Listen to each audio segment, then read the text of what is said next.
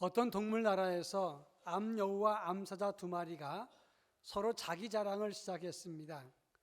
여우가 잘난 척하면서 난 한 배의 새끼를 9마리나 낳을 수 있는데 댁은 어떻소? 이렇게 물었습니다. 암사자는 한 번 새끼를 뵐 때마다 한두 마리밖에 못 가지는데 여우는 9마리나 가진다고 하니까 약간 자존심이 상했습니다.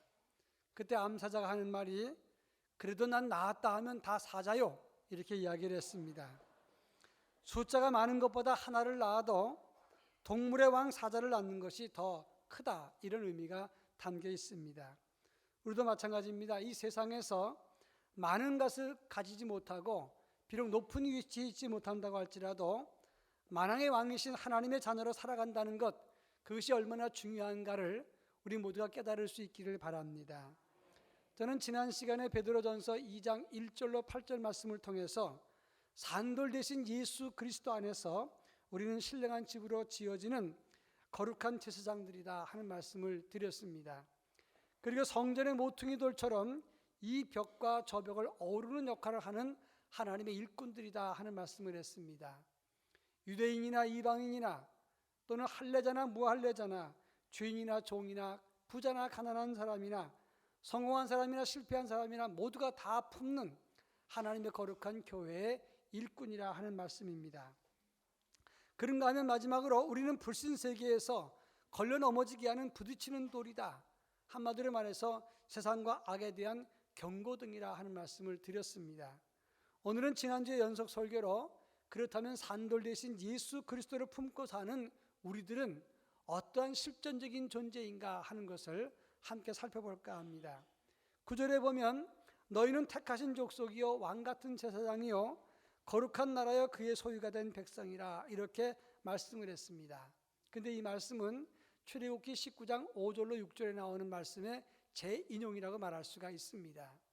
출애굽기 19장 5절로 6절의 말씀은 출애굽의 목적, 구원받은 목적이 무엇인가를 설명한 말씀인데, 세계가 다 내게 속하였나니 너희가 내 말을 잘 듣고 내 언약을 지키면 너희는 모든 민족 중에서 내 소유가 되겠고 너희가 내게 대하여 제사장 나라가 되며 거룩한 백성이 되리라, 이렇게 말씀했습니다. 오늘 이 본문의 말씀을 잘 생각해 보면 이 본문에서 복음의 본질을 설명하고 있고 동시에 예수 그리스도의 피로 하나님의 자녀가 된 우리는 어떤 정체성과 자의식을 가지고 살아야 되는가, 그런 우리는 어떤 모습으로 신령한 집을 세워가야 되는가, 이런 내용들을 잘 설명하고 있다고 하는 것입니다. 따라서 이 시간 말씀 안에서 우리의 정체성과 자의식은 무엇이며 복음의 본질 안에서 우리는 어떠한 일꾼이 될 것인가, 이런 문제들을 함께 살펴볼까 합니다. 제일 먼저 9절 말씀을 다 같이 한번 읽어보겠습니다. 9절, 그러나 너희는 택하신 족속이요 왕같은 제사장들이요 거룩한 나라여 그의 소유가 된 백성이니 이는 너희를 어두운 데서 불러내어 그의 기이한 빛에 들어가게 하신 이의 아름다운 덕을 선포하게 하려 하심이라. 오늘 본문에서 택하신 족속이요 그랬습니다. 하나님이 선택하신 혈통이라 그런 뜻입니다. 왕같은 제사장이요 라는 말은 왕임과 동시에 제사장이라 그런 뜻이고, 거룩한 나라요 라는 말은 구별된 존재라고 하는 말씀입니다. 우리는 하나님 앞에서 택하신 족속이요 왕같은 제사장이요 거룩한 나라인데, 가장 중요한 말씀은 그 다음에 나오는 그의 소유된 백성이라 그런 말입니다. 여기서 그의 소유된 백성, 그 소유된 백성이라는 말은 페리포이의 신이라는 단어를 씁니다. 이 말은 특별한 대가를 지불하고 획득한 존재라, 그런 뜻이 담겨 있습니다. 여기에 중요한 의미가 있는 것입니다. 출애굽기 14장 13절로 14절에 보면 이스라엘 백성들이 출애굽을 해서 그 다음에 광야로 행군할 때 그들은 홍해바다를 만납니다. 뒤에는 애굽 군대가 쳐들어오고 눈앞에는 홍해바다가 있습니다. 양옆에는 절벽입니다. 산악들이 있습니다. 도망갈 수가 없습니다. 그때 이스라엘은 절망하면서 원망합니다. 그런데 그때 하나님께서 모세를 통해서 주신 말씀이 무엇입니까? 여호와께서 너희를 위해서 싸우시리니 너희는 가만히 있을지어라, 이렇게 말씀하십니다. 하나님께서 홍해바다를 가르시고 그들에게 길을 내셨다고 하는 것입니다. 이사야 43장 20절에 보면 장차 들짐승 곧 승냥이와 타조도 나를 존경할 것은 내가 광야의 길을 사막에 강을 내어 내 백성 내가 택한 자에게 마시게 할 것임이라 이렇게 말하고 있습니다. 여러분, 사람의 힘으로 바다에 길을 낼 수 있습니까? 불가능한 일입니다. 광야에 길을 내는 것도, 사막에 강을 내는 것도 어려운 일입니다. 사막에 강이 있으면 그건 사막이 아니지 않습니까? 그런데 하나님께서는 홍해바다를 갈라서 길을 내시고 사막에 길을 내고 그리고 광야에 강을 내시는 이유가 무엇입니까? 바로 내 백성, 내가 택한 자들을 위해서 그렇게 행하시겠다고 말씀을 하고 있는 것입니다. 그만큼 하나님의 택한 백성은 존귀하고 소중한 존재라는 것을 말하고 있는 것입니다. 하나님은 이스라엘을 애굽 땅에서 건지실 때 바로 10가지 기적의 값을 지불하고 그들을 건지셨다고 성경은 말하고 있습니다. 에베소 1장 17절에 보면 그의 피로 말미암아 속량 곧 죄사함을 받았느니라 말씀했습니다. 요한계시록 5장 9절에 보면 각 족속과 방언과 백성과 나라 가운데에서 사람들을 피로 사서 하나님께 드리시고 그들로 하나님 앞에서 제사장 삼고 그들이 땅에서 왕노릇 하리로다 이렇게 말하고 있습니다. 각 족속과 방언과 백성과 나라 가운데 사람들을 피로 사서 하나님께 드렸고 그리고 그들을 하나님 앞에서 제사장 삼고 땅에서 왕노릇하게 하겠다. 이것이 성경에 기록된 말씀인 것입니다. 찬송 가운데 십자가로 내가 너를 낳았다, 십자가의 고생과 수고로 너를 낳았다고 찬양하고 있습니다. 우리는 하나님의 기적의 값을 지불하고 하나님의 아들의 피값을 지불하고 특별히 산 하나님의 존재라고 하는 것입니다. 그래서 하나님 앞에서 하나님의 소유요 왕같은 제사장이요, 이 사실 결코 잊어서는 안 된다고 하는 것입니다. 오래전에 히틀러가 입었던 양복이 1,050만 원에 경매가 됐습니다. 나폴레옹의 유언장이 4억 7천만 원에 팔렸고 더 기가 막힌 것은 이디아민, 우간다의 이디아민이라는 대통령의 팬티가 입던 팬티가 50만 원에 팔렸다는 겁니다. 나폴레옹 부인이었던 이 조세핀, 그 조세핀의 요강이 르블 박물관에서 구입을 했는데 너무 비싸서 금액을 밝히지 않았다고 합니다. 근데 그걸 갖다 뭐 하려는지 모르겠지만 우리가 만약에 속옷을 입었는데 그걸 사라 그러면 누가 사겠습니까? 아무도 안 삽니다. 롱펠로우의 휴지에다가 썼던 시, 종이가 없어서 그때 휴지에다가 막 썼는데 그 종이 한 장이 6,000불에 팔렸다고 하는 것입니다. 여러분, 우리의 종이, 우리가 쓴 시, 우리가 갖던 물건 사가지 않습니다. 그런데 더럽지만 그 유명한 사람의 팬티나 요강은 왜 갖다 씁니까? 그게 왜 비쌉니까? 유명한 사람의 소유기 때문에 비싼 겁니다. 마찬가지로 우리 인간의 가치는 별거 아닙니다. 그렇지만 하나님의 소유이기 때문에 우리는 귀한 것이고 하나님이 하나밖에 없는 예수 그리스도의 피로 우리를 값주고 사셨기 때문에 우리는 그만큼 특별한 존재라 이렇게 말할 수가 있는 것입니다. 이 세상에는 많은 상품이 공장에서 쏟아집니다. 그런데 공장에서 쏟아져 나오는 상품은 값이 많지 않습니다. 그러나 화가가 그린 그림 하나, 작품은 비록 하나밖에 없는 것이기 때문에 그래서 값이 비싼 것이다, 그런 말입니다. 우리 이 세상에 많은 사람 중에 그 많은 사람 중에 하나가 아닙니다. 많은 동식물 중에 하나가 아닙니다. 하나님이 우리 각자의 이름을 부르시고 택하셔서 우리 개개인이 하나님 자녀가 되었기 때문에 특히 자기 아들을 아끼지 아니하시고 우리 모든 사람을 위해서 내어주실 만큼 우리는 존귀한 존재입니다. 그런 의미에서 우리는 상품이 아니라 작품입니다. 그래서 우리는 존귀한 사람이라 그런 말입니다. 최근에 이중섭 화가의 특별전이 진행되고 있습니다. 그 이중섭 화가가 그린 중에서 특별히 마음을 끄는 것이 은지화입니다. 은지화라고 하는 게 뭐냐면 담배를 쌌던 은박지에다가 그린 그림입니다. 6.25 때의 피난 시절에 이중섭은 자기 아내와 그 자녀들을 일본에 보내고 이중섭 혼자 이 땅을 떠나지 못하고 부산에서 부두 노동자로 낮에는 노동을 했습니다.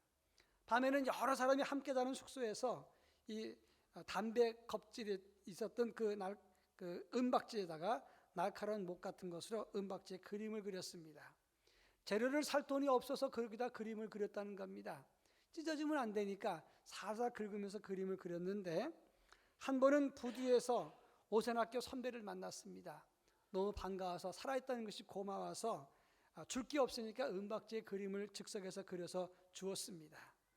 그 선배는 그 그림을 가져다가 집에까지 가지고 갔는데 속으로 자기를 무시한다고 그것을 구겨서 버려버렸습니다. 그 그림 얼마나 존귀한 가치가 있는 그림인지 모릅니다. 재료 살 돈이 없었지만 그 은박지에 그린 그림이 새로운 장르 은지화의 길을 열었다고 하는 것입니다. 비록 담배를 쌌던 은박지지만 거기에 화가의 정신과 혼이 들어간 작품이기 때문에 그 은박지는 값이 비싼 것입니다. 우리도 마찬가지입니다. 우리 인간의 존재라고 하는 것은 많은 동식물 중에 인간이고 그 많은 인간 중에 온 우리가 아닙니까? 그런 의미에서 보면 별것 아닌 존재입니다. 그러나 은박지 같은 존재에 화가의 손을 대면 높은 가치가 있는 것처럼 우리 인생 하나님이 손대시기 때문에 존귀한 가치가 있는 것이다, 그런 말씀입니다. 우리는 세상에 버려진 존재가 아닙니다. 많은 동식물 중에 하나가 아닙니다. 많은 인구 중에 한 사람이 아닙니다. 페리포이의 신이란 말은 하나님 손에서 특별한 값을 지불하고 산 특별한 존재라, 그런 뜻입니다. 그런 의미에서 우리는 각자가 나는 하나님 앞에 특별한 존재라고 하는 자의식이 있어야 된다, 그런 말씀입니다. 제가 강의하는 신학교는 나이 든 학생들이 참으로 많습니다. 학생들 면담을 해보거나 면접을 해보면 나이 많아서 병들어서 병 때문에 신학교 온 사람도 있습니다. 병 고치려고 온 것이 아니라 병든 내 몸 주님께 드리겠다 그러고 온 사람들이에요. 사업에 실패한 사람, 가정에 실패한 사람, 역경과 고난이 많은 사람들이 있습니다. 그 신학생들 면담에 보면 그런 연단과 고난 때문에 자존감이 좀 낮아요. 제가 입학 때마다 학생들에게 강조하는 게 뭐냐면 우린 실패하고 병들고 연단과 고난 중에서 부름받았다. 그런데 하나님의 종으로 부름받았다는 이것이 엄청난 가치인 것을 절대 잊지 마라 라고 설명합니다. 우리 학교 졸업생 중에서 졸업한 다음에 남들이 가기 싫어하는 기피하는 미자립 교회나 농어촌 교회나 탄광촌이나 쪽방촌 교회도 갑니다. 그 이유는 뭐냐면 시련과 연단을 많이 겪었기 때문에 그런 심하고 험한 곳에서도 잘 참고 견딜 수 있기 때문에 그런 것도 자원해서 가는 것입니다. 그런 면에서 보면 이 시련을 받았다는 것은 엄밀한 의미에서 자산이 있는 것이다 설명합니다. 여러분, 돈 많고 공부 많이 하고 권세 있는 것도 있는 겁니다. 그러나 실패하고 아프고 병든 것도 이것도 있는 겁니다. 특별히 실패와 고생과 시련을 통해서 하나님의 은혜를 더 많이 경험하니까 이것도 장점이요 자산이 될 수가 있는 것이다, 그런 말입니다. 그래서 우리가 하나님의 종인 것을 자존감을 가지고 살라 이렇게 강조를 해줍니다. 그렇습니다. 지금 우리가 살아가면서 실패할 수 있습니다. 회사에서 쫓겨날 수도 있습니다. 나이 먹고 병들 수도 있습니다. 가진 것이 없을 수도 있습니다. 그리고 때로는 가정적으로 어려움이 생길 수도 있습니다. 그러나 그렇다 할지라도 우리는 버려진 존재가 아니라 여전히 하나님의 소유된 백성이고 우리를 위해서 하나님은 바다를 가르시고 광야에 길을 내시고 사막에 강을 내시는 그런 특별한 존재라는 사실, 이 사실을 잊지 마시기를 바랍니다. 이러한 믿음과 자세와 자의식을 가지고 믿음으로 살아가는 것, 이것이 성도의 모습이라는 사실을 결코 잊지 않기를 축원합니다. 그런가 하면 10절 말씀에서 또다시 비슷한 말씀이지만 우리의 실존에 대해서 설명을 하고 있으면서 우리는 함부로 살 수 없는 존재라는 것을 말하고 있습니다. 10절 말씀을 다 같이 한번 읽어보겠습니다. 너희가 전에는 백성이 아니더니 이제는 하나님의 백성이요 전에는 긍휼을 얻지 못하였더니 이제는 긍휼을 얻은 자니라. 오늘 10절에 보면 전에는 하나님 백성이 아니고 긍휼을 받지 못했지만 이제는 하나님의 자녀요 긍휼을 받은 사람이다, 이렇게 말하고 있습니다. 전에는 긍휼을 받지 못했다, 얻지 못했다는 말은 우코 에메노이라는 단어를 씁니다. 이 말은 뭐냐면 오랫동안 버려진 자라, 그런 뜻이에요. 한마디로 오랫동안 긍휼 받지 못한 사람이다, 그런 뜻입니다. 과거에는 버려진 사람이었지만 이제는 예수 안에서 그런 존재가 아닙니다. 하나님 자녀라고 했어요. 에베소 2장 3절에 보면 우리는 본질상 진노의 자녀라고 말합니다. 에베소 2장 12절로 13절에 보면 너희는 그리스도 밖에 있었고 이스라엘 나라 밖의 사람이라 약속의 언약에 대해서는 외인이라 그랬습니다.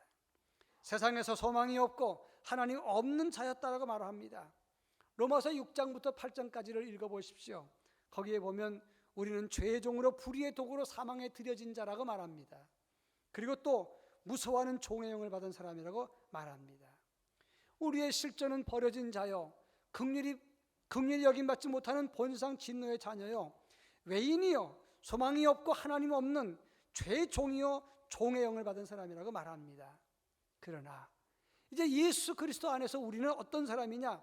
예수의 피로 사신 양자의 영을 받은 사람이요, 의의 병기요, 버려진 존재가 아니라 하나님의 은혜 아래 사는 사람이요, 이제는 소망이 있고 이제는 언약이 있고 하나님의 자녀요, 하나님의 상속자라고 성경은 분명히 말씀하고 있는 것입니다. 이 사실을 믿으시기를 바랍니다. 이것이 복음입니다. 이 복음을 가진 우리는 이제는 두 가지 자의식을 가지고 살아야 됩니다. 첫째는 내가 예수의 피값으로 구원받은 특별한 존재라는 자부심, 또 한 가지는 그 하나님의 은혜 아래서 내가 구원받았으니 이제 예수의 사람이 되었으니 이제 나는 함부로 살 수 없는 하나님의 자녀라, 이런 의식을 가지고 살아야 된다, 그런 말씀이에요. 제가 신학교 다닐 적에 대학 졸업을 하고 신학교 3학년으로 편입했던 어떤 분이 계셨습니다. 아주 나이 많은 남자분이었어요. 이분은 말이 상당히 거칠었어요. 그런데 한쪽 팔이 없는 분이에요. 이분이 어떤 분이었냐면 6.25 때 전쟁 고아였습니다. 그런데 예수원을 설립하신 대천덕 신부님이 양자로 그분을 삼았어요. 사실 이 대천덕 신부님의 양자는 많습니다. 그 중에 한 사람이었는데 이분은 어릴 때 자기 집에 찾아오는 신부님과 목사님을 보면 괜히 화가 났대요. 공연한 반항심 때문에 막 살았습니다. 대학을 졸업했지만, 그리고 한쪽 팔이 없지만 전국을 주름잡던 타짜였습니다. 어둠 세계에서 돈과 술과 여자와 어둠의 거리를 주름잡던 자기 사는 세상이 그런 세상이었다고 말을 했습니다. 그런데 어느 날 자기 마음대로 살다가 고린도전서 6장 15절 말씀, 너희 몸이 그리스도의 지체인 줄 알지 못하느냐? 내가 그리스도의 지체를 가지고 창녀의 지체를 만들겠느냐? 그럴 수 없느니라. 이 말씀에 꽂혔어요. 깨달음을 얻었습니다. 그래가지고 회개하는데 그동안의 자기의 삶이 영화의 한 장면처럼 쫙 지나가더라는 거예요. 내가 양자도 되지 못했으면 얼마나 비참하고 얼마나 초라한 삶을 살았겠는가. 그러면서 회개가 나오는데 내가 이렇게 하나님의 은혜로 좋은 부모 만나서 살았으니 내가 더 이상 내가 이렇게 살아서는 안 되겠다, 함부로 살 수 없다라고 생각을 하고 신학을 와서 공부를 하면서 이제 하나님의 종으로 살겠다고 결심한 것입니다. 말은 거칠었지만 마음이 따뜻했어요. 이분이 어려운 학우들 몰래 장학금을 줬습니다. 제가 그것을 보면서 감동받았습니다. 여러분, 성도라고 하는 말의 헬라어가 뭡니까? 하기오스란 단어입니다. 이 말은 특별히 구별된 사람이라 그런 뜻이에요. 이 하기오스란 말은 그냥 바리새인처럼 분리된 사람이라 그런 뜻이 아니라 이 세상에 살면서 구별되어서 함부로 살지 않은 사람이라 그런 뜻이에요. 구별과 거룩함의 차이가 무엇입니까? 여러분, 구별됨이 없으면 거룩함에 갈 수가 없습니다. 그런 의미에서 나는 하나님의 은혜를 입은 사람이기 때문에 함부로 살 수 없다, 여기에서부터 출발해서 구별됨이 생기는 것이고 그 구별됨을 이루다가 하나님의 거룩함으로 나아가는 것이다, 그런 말입니다. 그런 의미에서 내가 하나님의 은혜로 함부로 살 수 없다는 그 생각과 자세가 경건과 거룩함으로 나아가는 첫 번째 길이다, 이렇게 말할 수가 있는 거예요. 어떤 목사님이 자동차에 기름 넣기 위해서 주유소에 여러 번 가게 됐는데 공교롭게도 항상 자기네 교회 초신자와 함께 가게 된 것입니다. 기름을 넣을 때 목사님 교인이랑 서로 교회 이야기를 많이 하니까 이 주유소 직원이 목사님이구나 알았습니다. 근데 이 직원이 항상 목사님 보고는 사장님 이렇게 얘기를 하고 초신자 보고는 목사님 이렇게 얘기를 하는 거예요.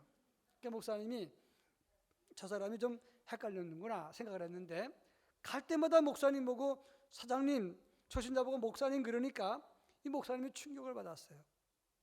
나이 40, 50이 되면 자기 얼굴에 책임을 지라 그랬는데 아직도 내 얼굴에서 목사 티가 안 나는구나.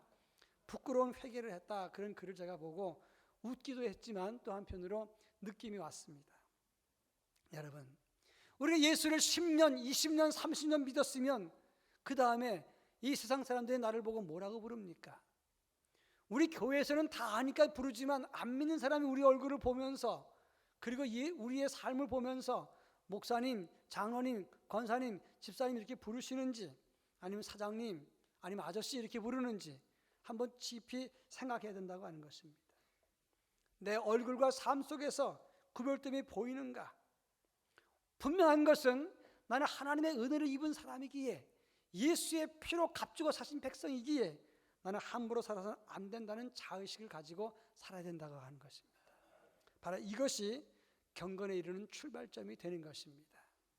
마지막 세 번째, 이 본문 안에서 복음 안에서 선택된 백성은 어떻게 살아야 되는가 하는 말씀을 설명하고 있습니다.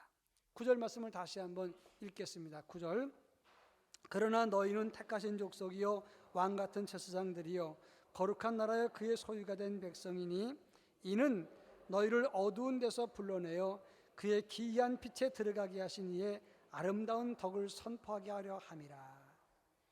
9절 뒷절에 보면 이는 너희를 어두운 데서 불러내어 그의 기이한 빛에 들어가게 하신 이의 아름다운 덕을 선포하게 하려 하심이라 했습니다.